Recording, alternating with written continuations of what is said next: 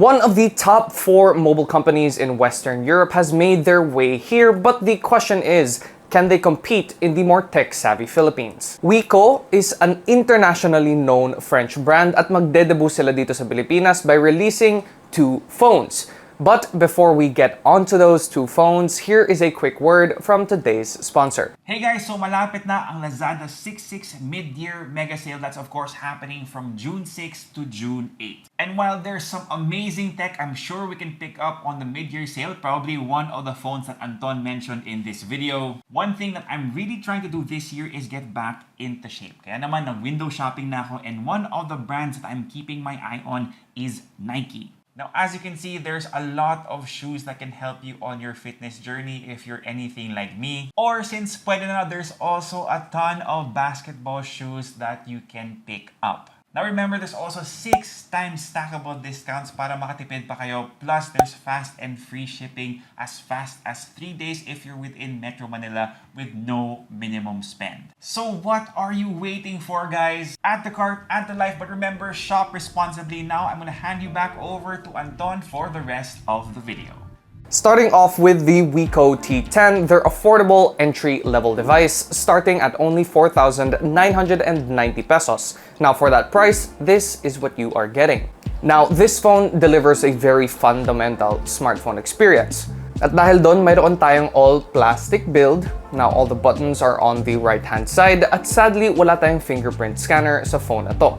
Pero mayroon pa rin tayong 2D face recognition for quickly unlocking your device. Sa left-hand side, makikita natin ang dual SIM and expandable micro SD storage that goes up to 256 gigabytes. The screen is a humble 6.53-inch HD plus 60Hz IPS LCD dew-drop display that does get nice and bright even under daylight. Pagdating naman sa internals, mayroon tayong entry-level MediaTek Helio A22 running the optimized Android 11 Go version. For memory naman, meron tayong 2 gigabytes of RAM lang and 64 gigs of internal storage, which may seem kind of small, so if you do need more space, you can always add that extra 256 gigs that I mentioned before in the micro SD slot. Now, we're thankfully not getting a macro camera on this phone kasi may isang 13 megapixel main sensor lang tayo dito. That second bump you see on the camera array is just the flash,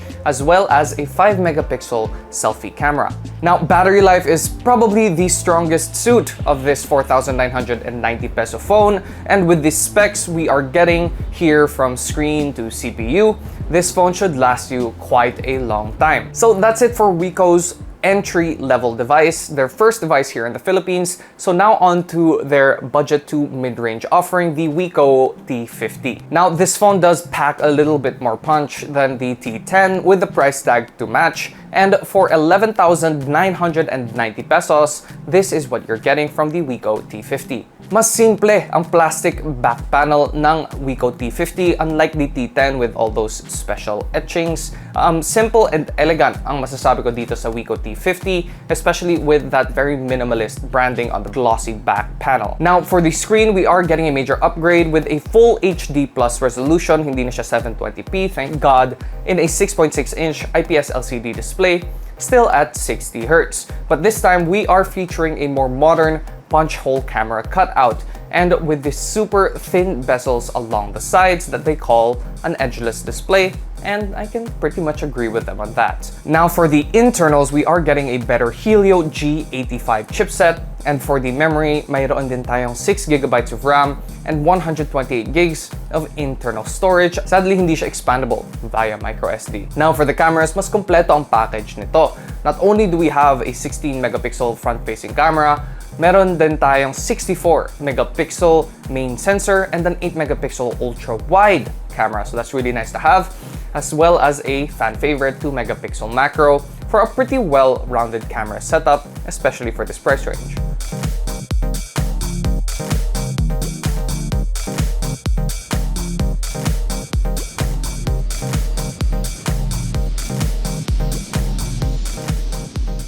Now, as for the battery, mayroon lang tayong 4,000 milliamp hours. Medyo maliit siya pero hindi naman magiging problema ang battery life dahil sa 40 watts of fast charging, giving you a full battery in much less than an hour. So that was a quick look at the two phones that this brand new company here in the Philippines, Wiko, is bringing. Sa tingin nyo ba may laban ang Wiko T10 or Wiko T50 sa market dito sa Pilipinas? Alam ko mas maraming tao dito na tech savvy. So let us know in the comments what you guys think. Once again, my name is Anton and I'll see you guys next time.